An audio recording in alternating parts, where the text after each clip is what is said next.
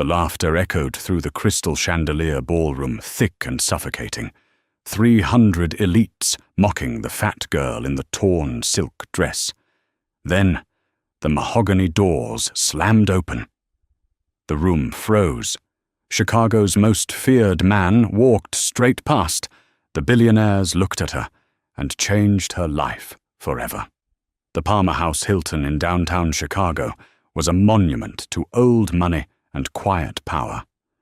On the night of the annual Caldwell and Associates Winter Gala, the grand ballroom was a sea of tailored Tom Ford tuxedos and slinky, custom-fitted Vera Wang gowns.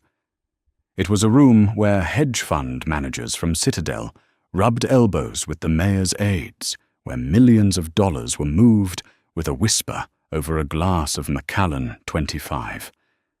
And in the center of it all, completely invisible until she was a target, was Emma Jenkins. Emma was 28 years old, a senior forensic accountant, and the undisputed brains behind the firm's most complex audits. She was also a size 22 in a world that aggressively demanded a size 2. For tonight, Emma had spent 2 months of her savings on a custom-made emerald green silk dress.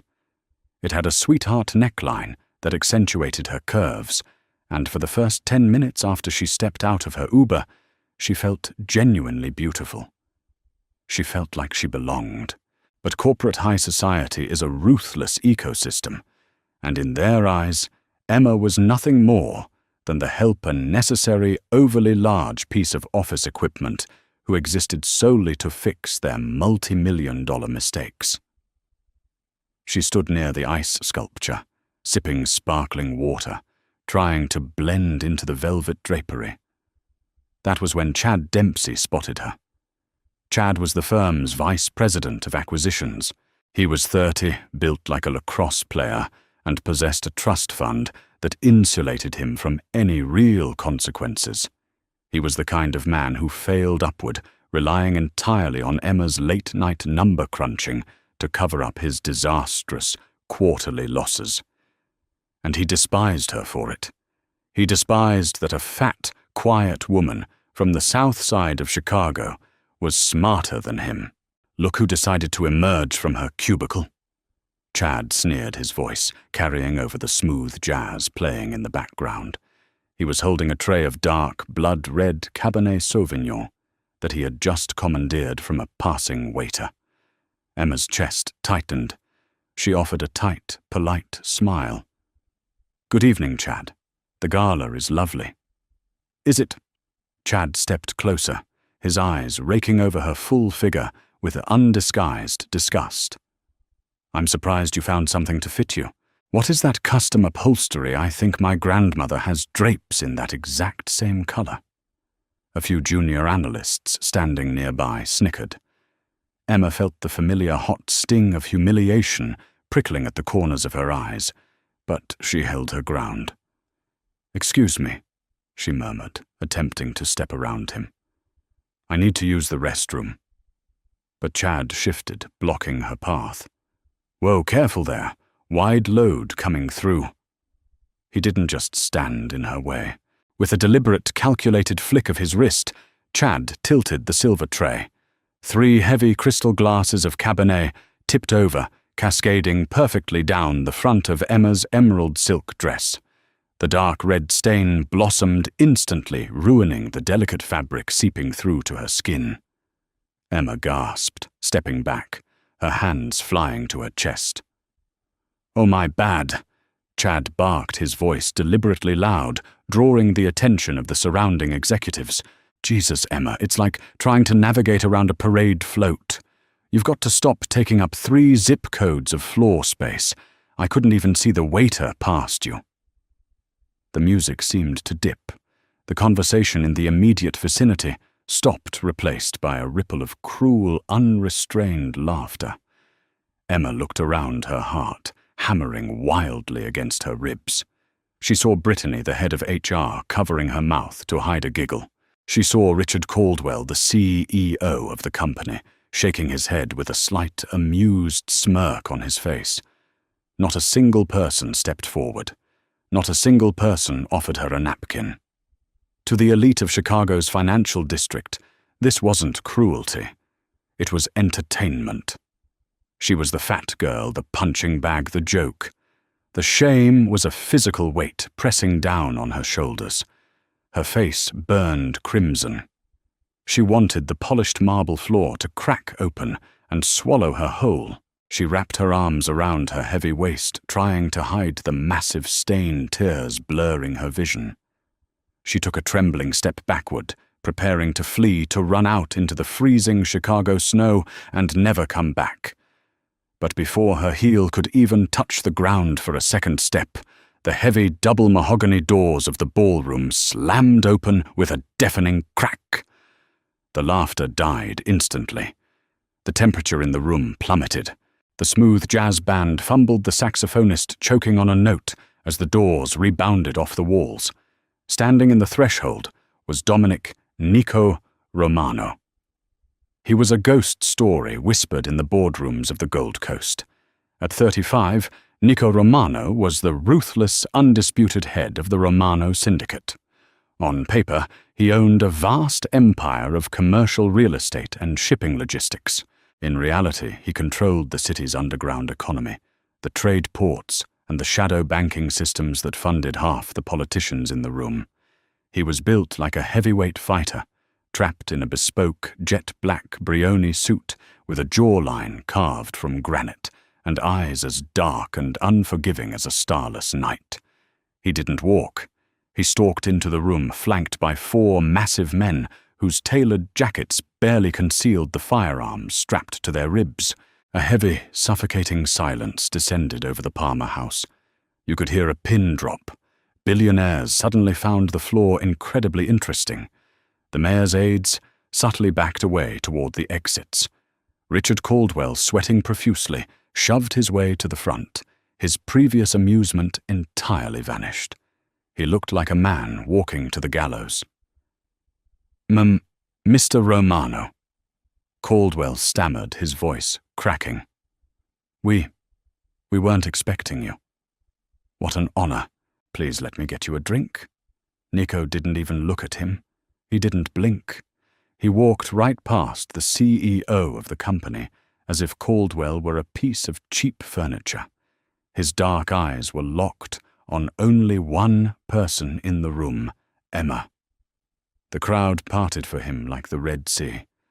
Emma stood completely frozen, the red wine dripping from her ruined dress onto the marble floor. She was terrified. She had audited accounts connected to Romano shell companies.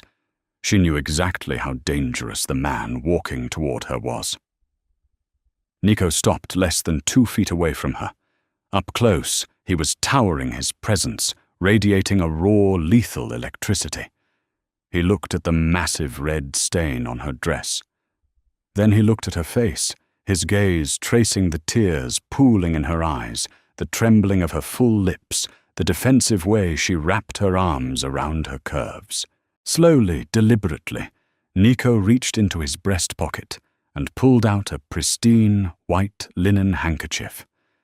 He didn't hand it to her. Instead, he stepped into her personal space, his large, calloused hand gently lifting her chin. He carefully dabbed the stray tear from her cheek. The touch was impossibly gentle for a man who ordered assassinations over breakfast. Then, Nico shrugged off his $6,000 Brioni jacket. He stepped behind Emma and draped the heavy, warm fabric over her shoulders, pulling the lapels together at the front to completely hide the wine stain. The jacket engulfed her, carrying the scent of expensive cedar and danger. He stepped back around to face her, his eyes softening just a fraction, exclusively for her. I've spent the last 3 weeks tearing through Caldwell's encrypted ledgers. Nico's voice was a low, resonant baritone that carried perfectly in the dead, silent room. I saw the $20 million magically siphoned into offshore Cayman accounts. I saw the absolute incompetence of the executives running this pathetic firm. But more importantly, Nico turned his head, his dark, dead eyes sweeping over the terrified crowd before locking on to Chad Dempsey, who looked like he was about to vomit. I saw the digital footprints of the only genius keeping this sinking ship from hitting the ocean floor. I saw an accountant doing the work of 3 partners, hiding the sins of stupid boys and working until 2 in the morning every single night. Nico turned his attention back to Emma. He leaned in his voice, dropping to a low, intimate timbre, yet loud enough for the trembling executives to hear every word. "So tell me, Emma," Nico asked, his tone laced with genuine perplexity and quiet fury. "Why are you shedding tears for dead men?" The entire ballroom collectively stopped breathing.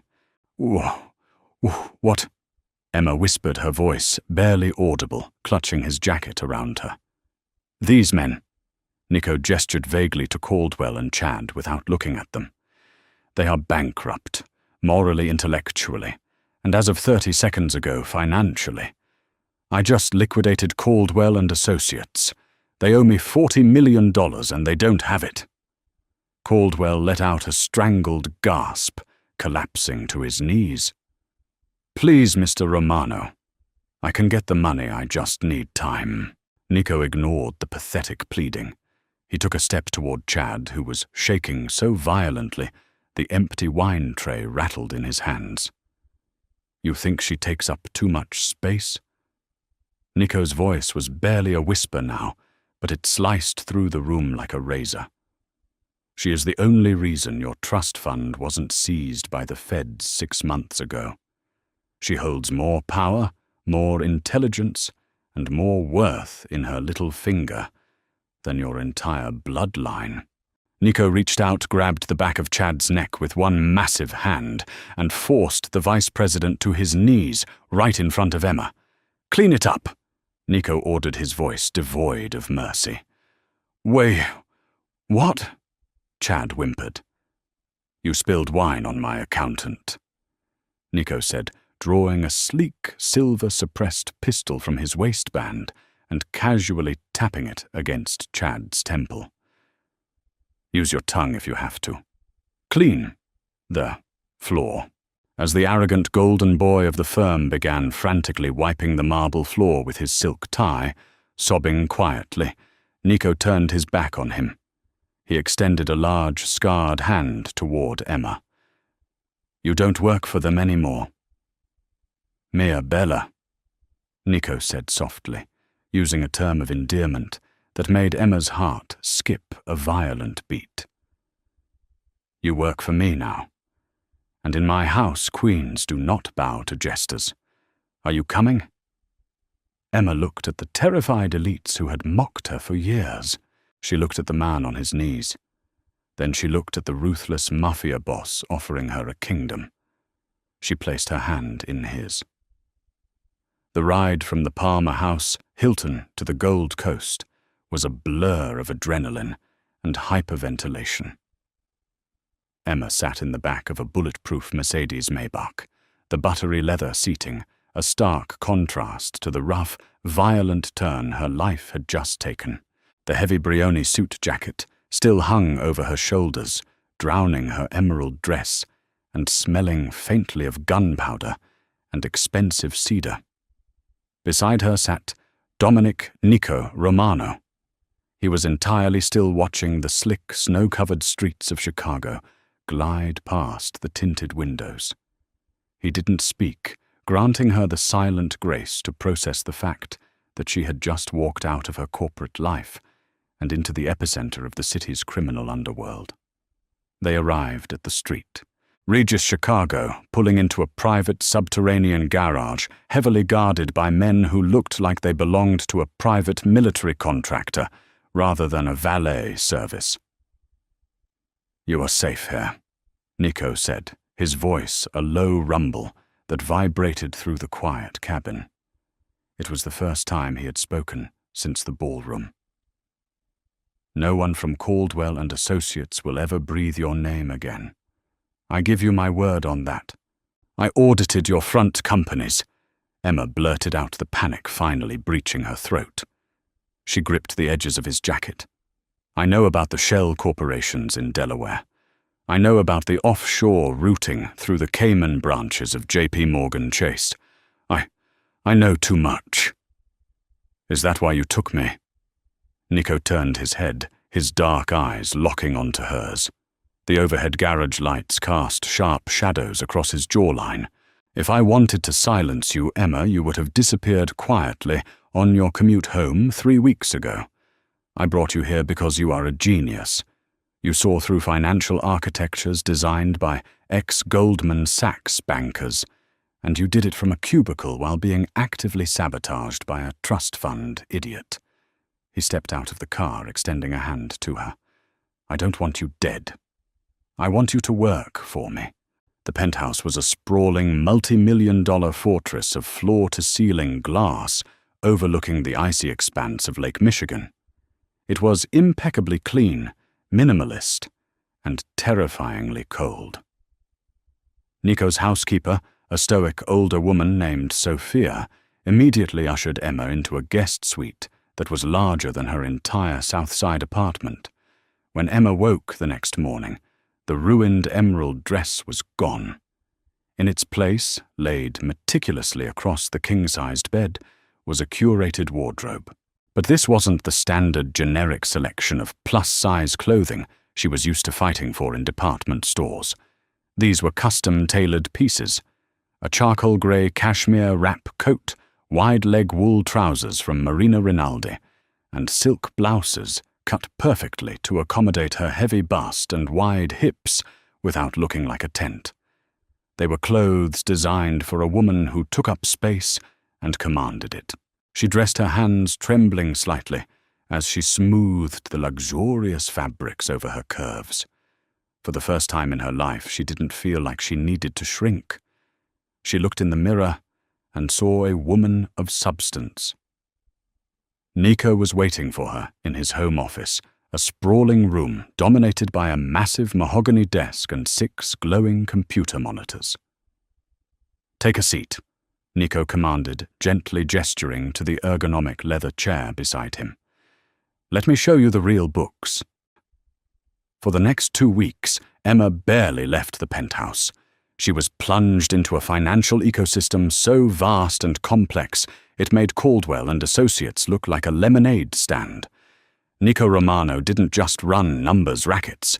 He owned a significant percentage of Chicago's commercial real estate, managed a fleet of transatlantic shipping vessels, and controlled a shadow banking syndicate that rivaled the GDP of small nations.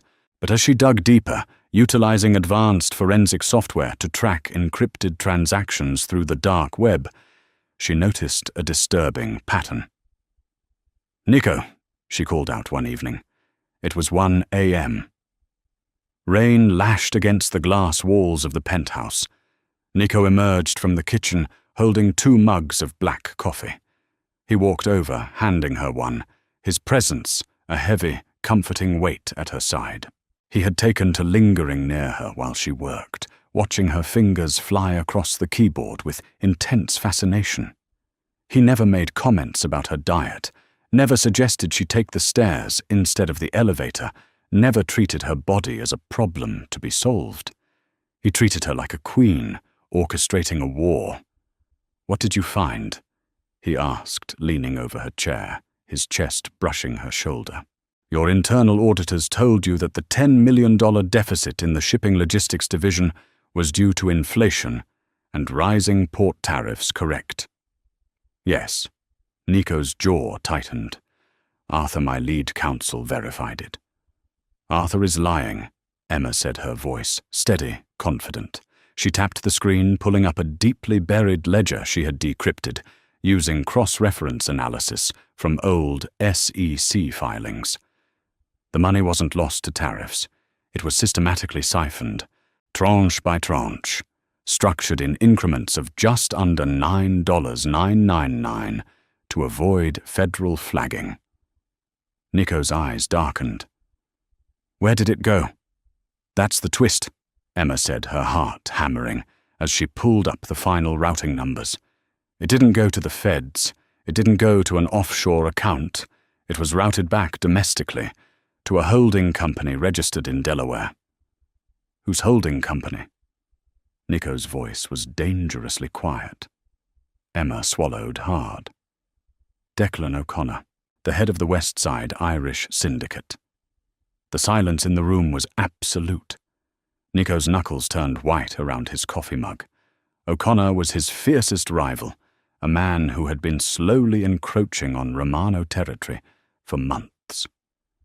And who authorized these transfers? Nico asked.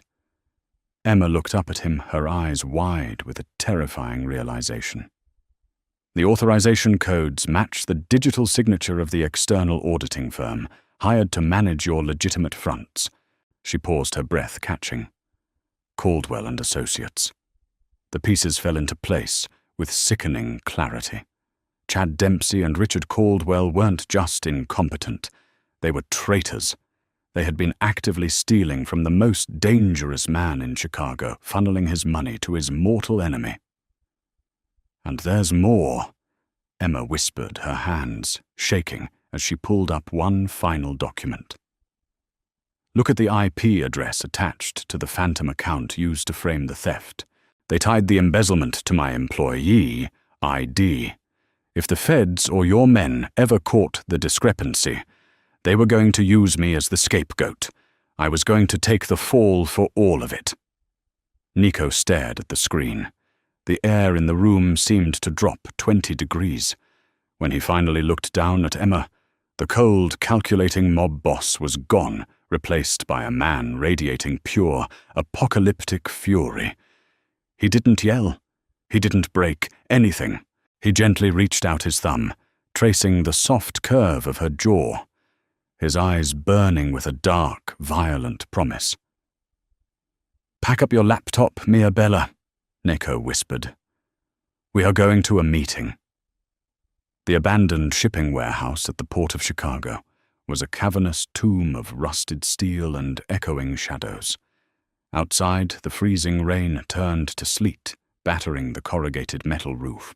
Inside, the only light came from the harsh glare of halogen work lamps set up in a circle on the concrete floor. In the center of that circle sat Richard Caldwell and Chad Dempsey, bound tightly to metal folding chairs. They were bruised, battered, and weeping openly. Nico's men had pulled them from their beds at 3 a.m., dragging them into the nightmare they thought they had cleverly avoided. A sleek black Maybach pulled directly into the warehouse, the engine a low, predatory purr. The doors opened. Nico stepped out first. He looked like the Grim Reaper in a tailored overcoat, but he didn't walk toward the prisoners. He turned and offered his hand to the woman emerging from the back seat. Emma stepped into the harsh halogen light. She was wearing a flawless, custom-tailored burgundy trench coat that cinched at her waist, highlighting her curves. Her hair was blown out, her posture straight. She held a black leather folio under her arm. She didn't look like the terrified, bullied accountant from the Palmer house. She looked like the reigning queen of the Romano Empire. Chad looked up through a swollen eye. He gasped, choking on his own spit. "Say, Emma. Oh, thank God, Emma. Please tell him we didn't do it. Tell him it's a mistake." Emma walked forward, the clicking of her heels echoing like gunshots against the concrete. Nico walked a half step behind her, a silent, lethal guardian, granting her the floor. She stopped 10 feet from her former tormentors. She looked at Chad, remembering the wine poured down her dress, the fat jokes, the years of soul-crushing humiliation. She felt no pity. "I did what you always asked me to do, Chad," Emma said, her voice ringing out smooth and steady. "I checked your math. As usual, it was remarkably sloppy." She opened the leather folio. "On October 14th, you initiated a wire transfer of $2, $4 million to a dummy corporation under Declan O'Connor's control." Emma read her eyes, scanning the terrified men. "You hid it under a fictitious equipment depreciation log. On November 2nd, Caldwell authorized another $4 million, masking it as legal retainer fees for a firm in Boston that hasn't existed since 1998. No, Caldwell sobbed, pulling desperately against his zip ties. O'Connor made us do it. He said he'd kill our families. That's a lie, Emma snapped, snapping the folio shut. I audited your personal accounts, Richard. 3 days after every transfer to O'Connor, a 20% kickback was deposited into your private offshore trust in Belize. You weren't coerced. You were profiting. Chad began to hyperventilate. Emma, please. We're colleagues. We're friends. I was just joking at the gala. It was just a joke. You tried to frame me, Emma said softly, the betrayal tasting like ash in her mouth. You linked the IP addresses of the stolen funds to my desktop. You were going to let the Romano Syndicate murder me so you could buy a new yacht. She turned to Nico. Her part was done. The math was finalized. The ledger was balanced. The audit is complete, Mr. Romano, Emma said, her voice unwavering. Nico stepped forward, his eyes locked on the 2 men who had dared to touch what was his. He drew the heavy, suppressed pistol from his shoulder holster. You called her a parade float, Nico said to Chad, his voice devoid of all human emotion. You laughed at her. You thought she was nothing because she didn't fit into your pathetic, shallow worldview. But while you were drinking my stolen champagne, she was outsmarting you. She holds my empire together, and you are just a rounding error. Nico raised the weapon. Wait! Chad screamed. Please! Foot! 2 muffled shots echoed through the warehouse. The 2 executives slumped forward in their chairs, silent forever. The massive debt was finally settled. Nico holstered his weapon smoothly. He didn't look at the bodies. He turned entirely to Emma. The harsh warehouse lights caught the terrifying, awe-inspiring devotion in his dark eyes. He stepped close to her, the smell of cordite mixing with his cedar cologne. He reached out his large hands, cupping her face, his thumbs gently sweeping across her cheekbones. Are you okay? He asked, his voice returning to that low, gentle timbre reserved only for her. Emma looked at the wreckage of her past life, and then up at the ruthless king who had handed her the crown. Her heart didn't flutter with fear. It soared with absolute, undeniable power. I'm perfectly balanced, Emma whispered. Nico smiled, a rare, genuine expression that transformed his hardened face. He leaned down and pressed his lips to hers. It wasn't a gentle testing kiss. It was a claiming. It was a promise signed in blood and billions. He kissed her with a fierce, consuming hunger, his hand sliding down to grip her thick waist, holding her securely against his solid frame, as if she were the most precious, perfect treasure he had ever stolen. Every man in the room had laughed at her. But as Emma kissed the most dangerous boss in Chicago, knowing she commanded both his heart and his empire, she knew exactly who had the last laugh.